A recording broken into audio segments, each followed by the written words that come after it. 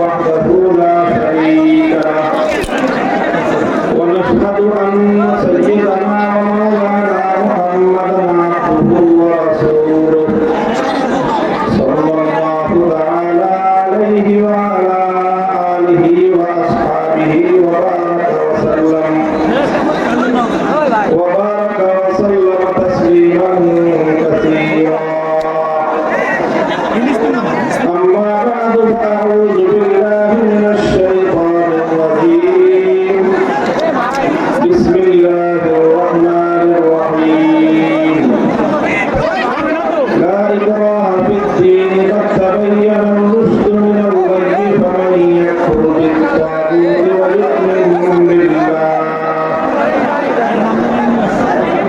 ويؤمن بالله فقد استمسك بالعروة الوثقى لا انفصام لها والله سميع عليم.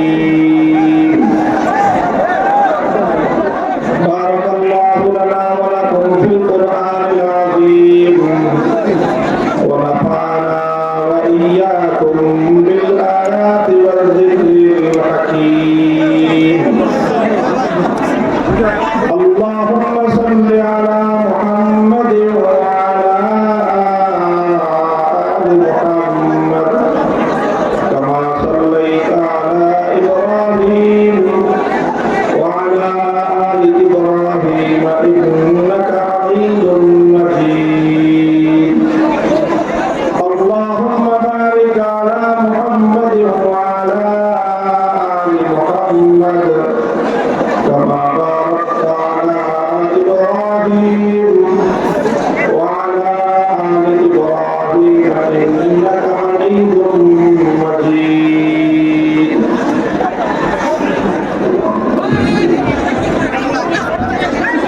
محترم حضرات علماء کرام সম্মানিত শ্রদ্ধা ভাজন সমবেত ইসলাম প্রিয় নবী প্রেমিক তাওহীদি মুসলমান ভাই ও বন্ধুগণ, পর্দার অন্তরালে অবস্থানরত আমার সম্মানিত মা ও বোনেরা, আমি সর্বপ্রথম সেই মহান রব্বুল আলামিনের দরবারে কালিমাতুশ শুকর হাদিয়া পেশ করছি, যিনি আজকে বাংলাদেশের প্রান্তিক এক অঞ্চল সিরাজগঞ্জের রায়গঞ্জ থানাধীন রৌহা গ্রামে মাদ্রাসাতুল উলুম আল ইসলামিয়া মাদ্রাসার বার্ষিক মাহফিলকে উপলক্ষ করে বিপুল পরিমাণ ধর্মপ্রাণ মুসলমানদেরকে সমবেত হওয়ার তৌফিক দিয়েছেন। আলেম ওলামাদের ভালোবাসা এবং মহব্বতে লক্ষ মানুষের যে বাদ ভাঙ্গার ঢল এবং স্রোত নেমেছে, এর মাধ্যমে ইসলাম এবং ওলামায়ে কেরামের এবং তাদের যে মেহনত প্রচেষ্টা দুনিয়াতে আল্লাহর দ্বীনকে রক্ষা করার, দ্বীনকে হেফাজত করার, দ্বীনকে গালেব করার, এই চেষ্টার প্রতি জনমানুষের এই বিপুল আবেগ এবং উচ্ছ্বাস প্রমাণ করে কথা যে বাংলাদেশ আগামী বাংলাদেশ হবে পূর্ণাঙ্গ ইসলামের বাংলাদেশ। এদেশে একটা নতুন সূর্যোদয়ের আভাস পাওয়া যাচ্ছে। প্রতিদিন শেষ রজনীতে রাতের আধার কেটে যেমন পূর্ব দিগন্তে সুবহে সাদেকের উদয় ঘটে, সুবহে সাদেক মূলত একটা জিনিসের আগমনী বার্তা দেয়। সুবহে সাদেক পূর্ব দিগন্তে একটি শুভ্র সাদা আলোক রশ্মি ফুটে উঠে এ কথা দুনিয়ার মানুষকে জানিয়ে দেয়, যারা কিছুক্ষণের মধ্যেই সারা পৃথিবীর অন্ধকারকে দূর করে আলোকোজ্জ্বল এক রবি সূর্যের আগমন ঘটবে, যেই সূর্যের উদয়ে সারা পৃথিবী আলোকিত হয়ে যাবে। সম্প্রতি বাংলাদেশে ঘটে যাওয়া অনেকগুলো ঘটনা আমরা এটাকে সুবহে জাদিদ হিসেবে বিবেচনা করছি। আমরা এখান থেকে নেক বাণী গ্রহণ করছি। আল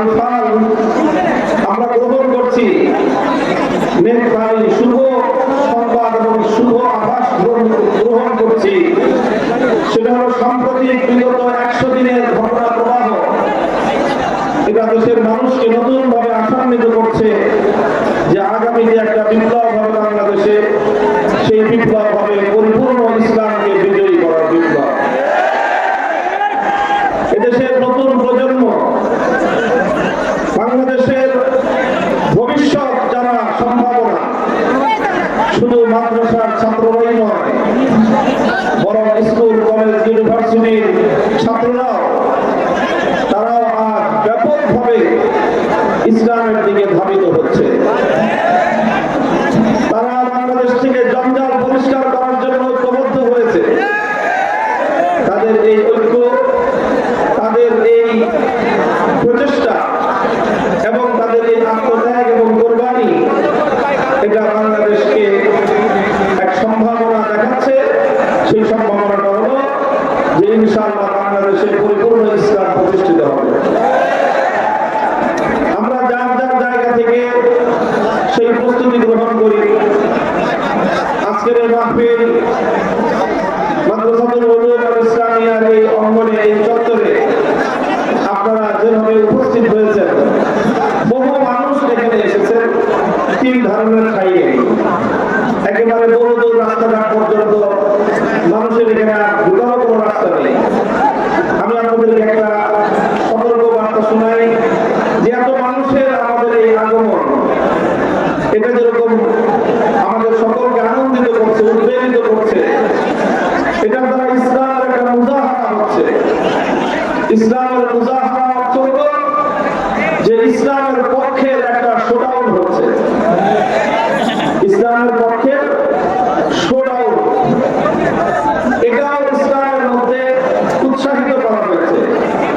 যখন তোমরা আল্লাহর দ্বীনের পক্ষে শোডাউন করা সুযোগ পাবে, উপলক্ষ তৈরি হবে, তখন তোমরা ইসলামের পক্ষে, আল্লাহর দ্বীনের পক্ষে এইভাবে তোমরা মুজাহারা করবে, শোডাউন করবে।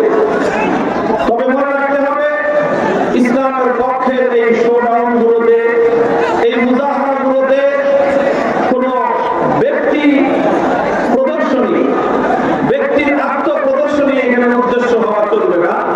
এখানে আল্লাহর দ্বীন এবং ইসলামের অনুসারীদের ব্যাপক উপস্থিতির মাধ্যমে তাগুত এবং বাতিল শক্তির অন্তরের মধ্যে ভীতির সঞ্চার করতে হবে। রাসূল আকরাম সাল্লাল্লাহু আলাইহি ওয়াসাল্লাম ঈদগাহে যখন মুসলমানরা ঈদের দিন, ঈদুল ফিতর এবং ঈদুল আযহায় মুসলিমরা যখন একত্রিত হয়, সমবেত হয়, তো ঈদুল ফিতরের দুইটা বিশেষ বিধান রয়েছে। আল্লাহর নবীর যুগে ঈদগাহে পুরুষদের পাশাপাশি নারীদের অংশগ্রহণের সুযোগ ছিল। মূলত নারীদের ঈদগাহে আসাটা নামাজ পড়ার উদ্দেশ্যে নয়, মূল উদ্দেশ্য ছিল যে মুসলিম নারীরাও যদি এভাবে দলে দলে ঈদগাহে জড়ো হয়, কাফেররা দেখবে যে মুসলমানরা সংখ্যায় কম না। এই জন্য আল্লাহ নবী বলেছেন যে সকল নারীদের শরীয়তের মাসলার কারণে নামাজ পড়ার অনুমতি নাই, তারাও ঈদগাহে আসবে। যে সকল নারীরা বাইরে বের হওয়ার জন্য নিজেদের প্রয়োজনীয় পর্দার কাপড় নাই, হিজাব করার কাপড় নাই, তার বোন, তার প্রতিবেশী, তিনি নিজের কাপড় থেকে তার জন্য হিজাবের ব্যবস্থা করে দিবে। এরপরেও মুসলিমরা কেউ যেন সেদিন ঘরে বসে না থেকে সকলে ঈদগাহে জড়ো হয়। হ্যাঁ, যাদের নামাজ পড়ার অনুমতি নেই তারা নামাজের কাতার থেকে দূরে থাকবে, কিন্তু মুসলমানদের যে শোডাউনে তারা উপস্থিত থাকবে। এটা একটা মাসলা। আর একটা মাসলা হলো, সুতরাং এই কথাটা খুব ভালো করে বুঝে রাখবেন, আল্লাহ নবীর যুগে এবং আজও মুসলিম নারীদের মসজিদে অথবা ঈদগাহে আগমনের যে উদ্দেশ্য ছিল, সেটা হলো ইসলামের, একটা হলো দ্বীন শিক্ষা করা, আর একটা হলো ইসলামের পক্ষে মুজাহারা এবং শোডাউন করা। ঈদের আরেকটা সুন্নাত হলো ঈদগাহে মুসলমানরা এক রাস্তা দিয়ে আসবে, আরেক রাস্তা দিয়ে যাবে। কেন? তাহলে উত্তর পাড়ায় শোডাউন হবে, দক্ষিণ পাড়ায় শোডাউন হবে। মুসলমানরা এভাবে ঘুরে ঘুরে আল্লাহ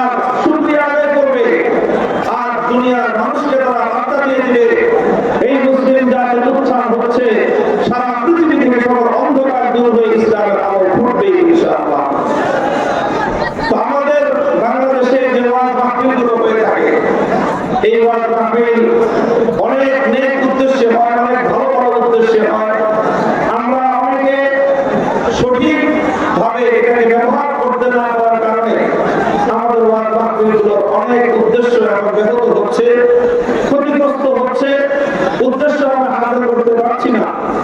এই বিষয়ে ওলামায়ে কেরাম এবং সমাজের যারা মাহফিলের আয়োজক তাদের সকলের আরো বেশি তৎপর এবং যত্নশীল হওয়া উচিত।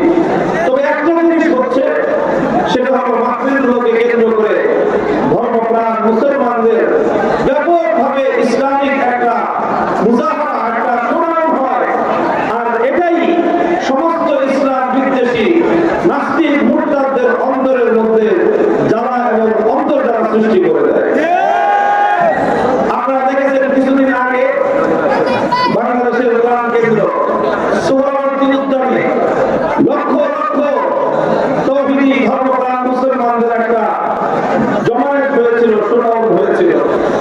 এটা থেকে বাংলাদেশ থেকে বিতাড়িত মধ্যমার্গী তসলিমা নাসরিন সে আফসোস এবং আক্ষেপে যেন তার আর বাংলাদেশের ব্যাপারে তারা কোনো ভবিষ্যতের যত স্বপ্ন ছিল সব স্বপ্ন ভবিষ্যৎ হয়ে গেছে।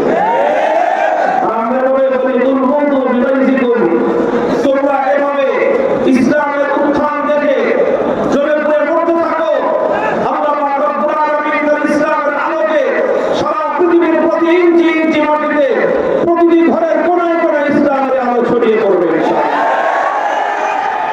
লা ইয়াবকা আলা যাহরিল আরদি বাইতুন মাদারিন ওয়ালা ওয়াবার ইল্লা আযহারাহুল্লাহুল ইসলাম। এই ভূপৃষ্ঠের মধ্যে এমন একটি ঘর অবশিষ্ট থাকবে না, চাই সেই ঘরটি কোন শহর অঞ্চলের কাঁচা দালান হোক অথবা কোন নিভৃত পল্লী অঞ্চলের একটা কাঁচা মাটির ঘর হোক, একটা কাঁচা ঝুপড়ি ঘর হোক, বেদে পল্লী মাথার মধ্যে করা তাদের সেই তাঁবুর ঘর হোক, আযহারাহুল্লাহুল ইসলাম। প্রতিটি ঘরের মধ্যে ইসলাম প্রবেশ করবে আর প্রতি ঘরের ছাদের উপর ইসলামের কালেমার পতাকা উড়বে। আমার দেখা যাচ্ছে ইনশাআল্লাহ এই দক্ষিণ পূর্ব এশিয়ার বাংলাদেশের এই মাটি ইসলামের জন্য কতটা উর্বর হয়ে গিয়েছে।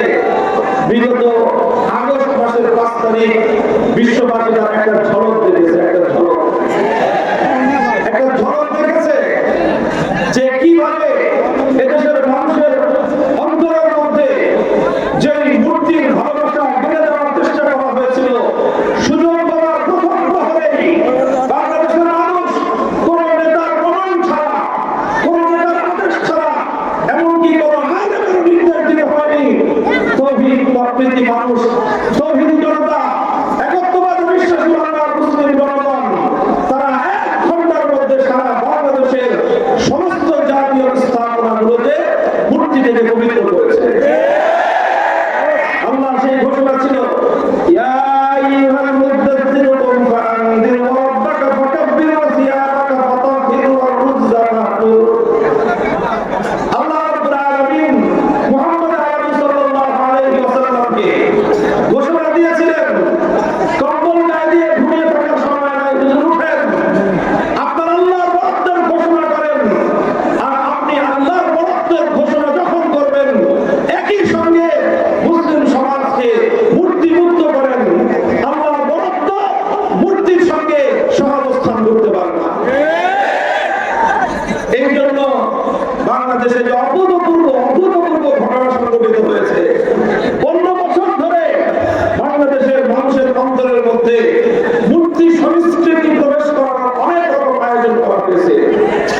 পাঠ্যপুস্তকের মধ্যে মুসলমানদের বাচ্চারা যে পাঠ্যপুস্তক পড়বে তার উপরে ভিতরে নানা জায়গায় প্রাসঙ্গিকভাবে অপ্রাসঙ্গিকভাবে মূর্তির ছবি দিয়ে দিয়ে মুসলিমদের প্রতি অন্তরের মধ্যে, শিশু কিশোরদের প্রতি অন্তরের মধ্যে মূর্তির প্রতি একটি সহানুভূতি সৃষ্টি করার চেষ্টা করা হয়েছিল। বাংলাদেশের জেলায় জেলায় শুধু নয়, থানায় থানায়, বিভিন্ন জায়গায় জায়গায় এইভাবে মূর্তি স্থাপন করে মুসলমানদের মধ্যে মূর্তি সংস্কৃতির প্রতি একটা ক্ষোভ আর ঘৃণা রয়েছে, এই ঘৃণাটাকে লাঘব করার চেষ্টা করা হয়েছিল অত্যন্ত সূক্ষ্মভাবে। আলহামদুলিল্লাহ 15 বছর ধরে তারা চেষ্টা করেছে। 5ই আগস্টের 1 ঘন্টায় আল্লাহর নবী যেদিন মক্কা বিজয় করার পরে, মক্কা বিজয়ের 1 ঘন্টার মাথায় নবীজি যা করেছিলেন বাইতুল্লাহ শরীফের মধ্যে,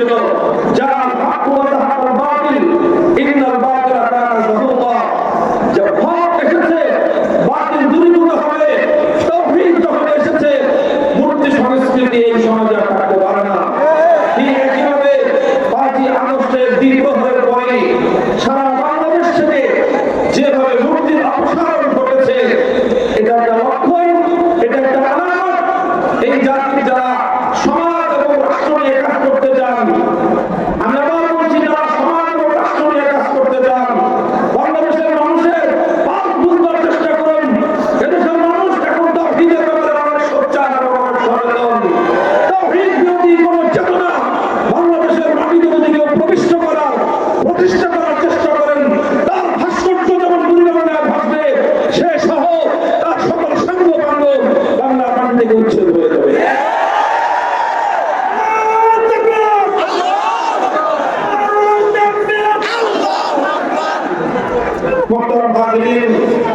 আমি আপনাদের সম্মুখে একটি আয়াত তেলাওয়াত করেছি।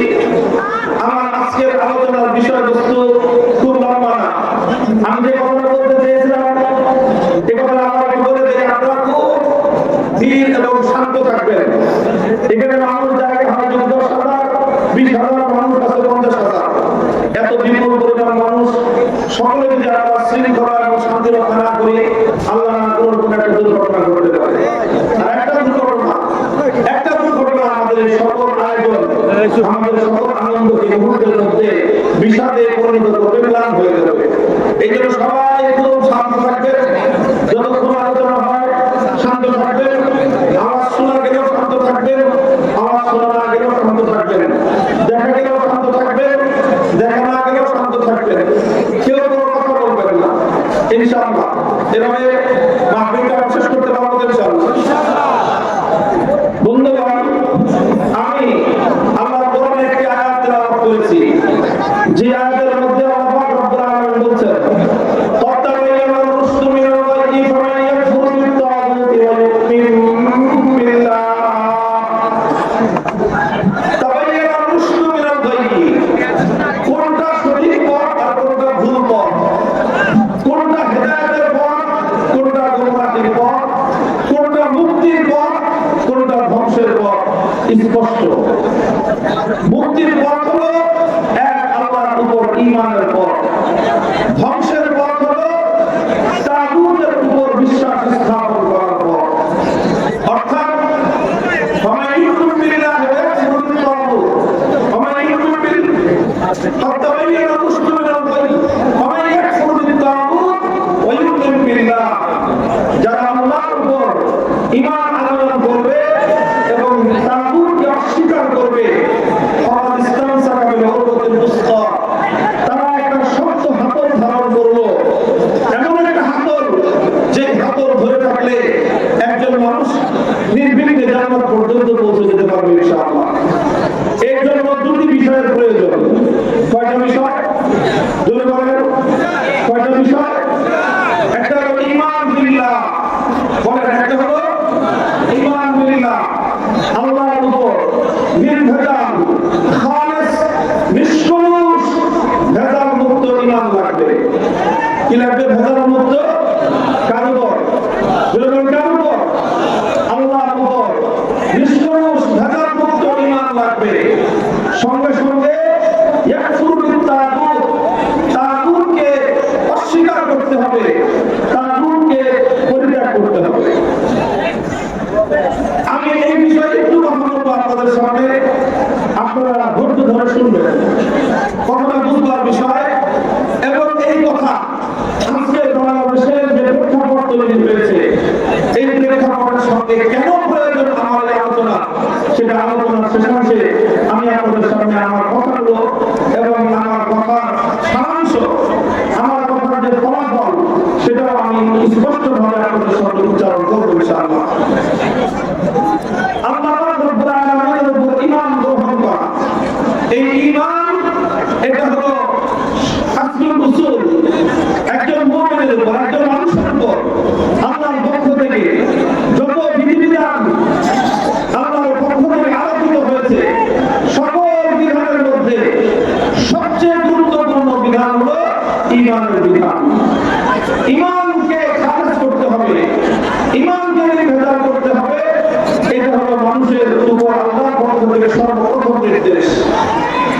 ঈমানকে যখন আপনি খালেস করতে যাবেন, ঈমানকে যখন আপনি পিওর করতে যাবেন, তখনই আপনাকে তাগুতকে অস্বীকার করতে হবে। কাকে অস্বীকার করতে হবে? কথা বলেন, কাকে? তাগুতকে অস্বীকার করতে হবে। কাকে অস্বীকার করতে হবে? জোরে বলেন, জোরে, এদিকে তাকান। কাকে অস্বীকার করতে হবে? তাগুতকে অস্বীকার করতে হবে। কেউ যদি তাগুতকে সঠিকভাবে অস্বীকার করতে না পারে, পশ্চিম কেন তার ঈমান পরিপূর্ণ হতে পারে না। ঈমান পরিপূর্ণ হওয়ার জন্য কুফর বিত-তাগুত জরুরি।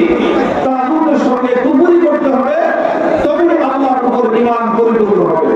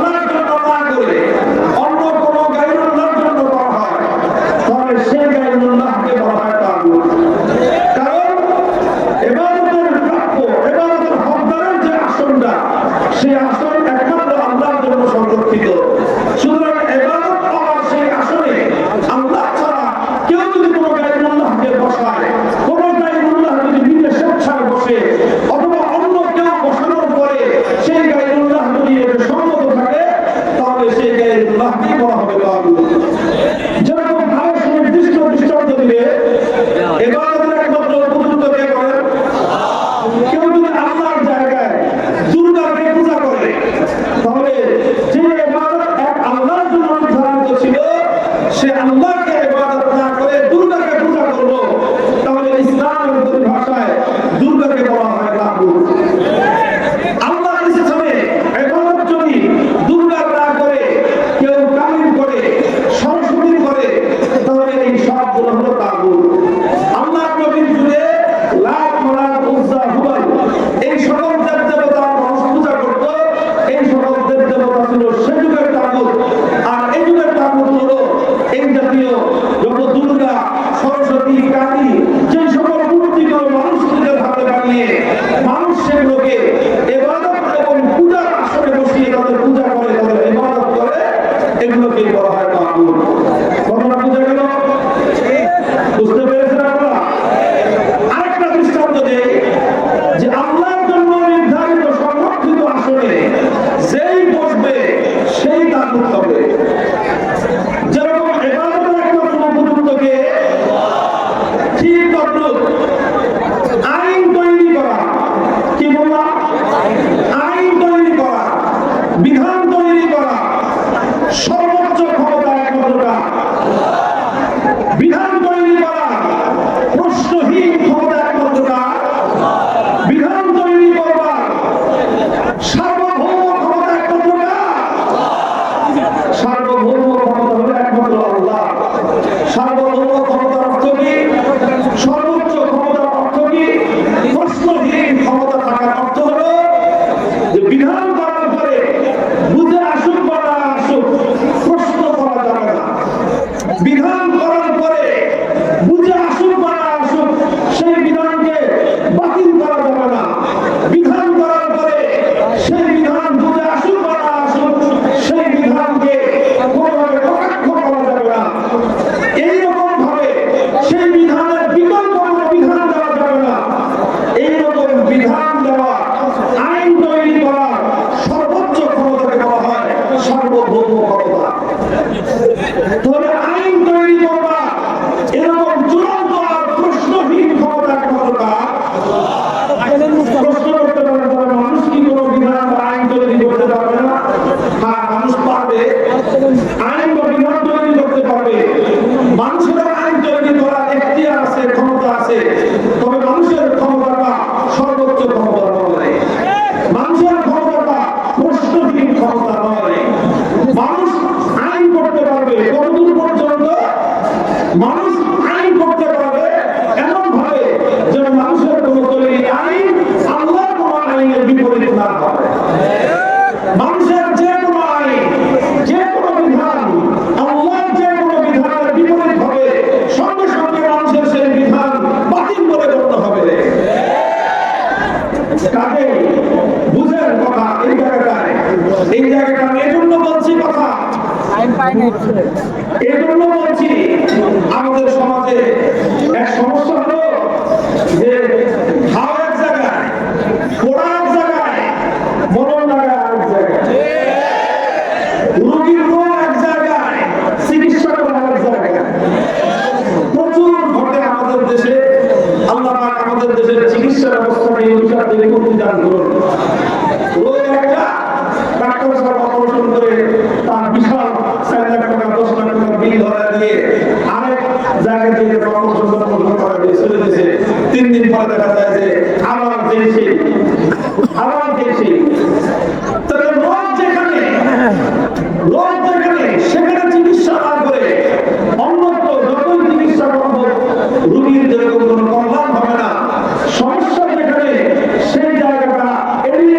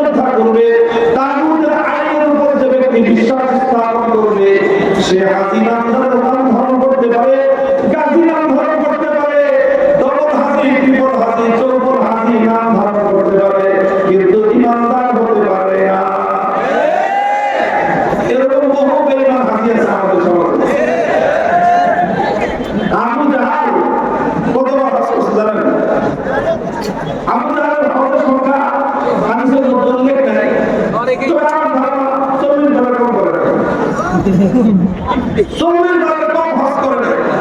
যে বছর বদরের ময়দানে গিয়ে রমজান মাসে নিহত হয়েছে, ধ্বংস হয়েছে, এর আগের বছর জিলহজ মাসে হজ করেছে। হজের তো অভাব ছিল না, হজের তো সমস্যা ছিল না, কিন্তু ঈমান ঠিক ছিল না।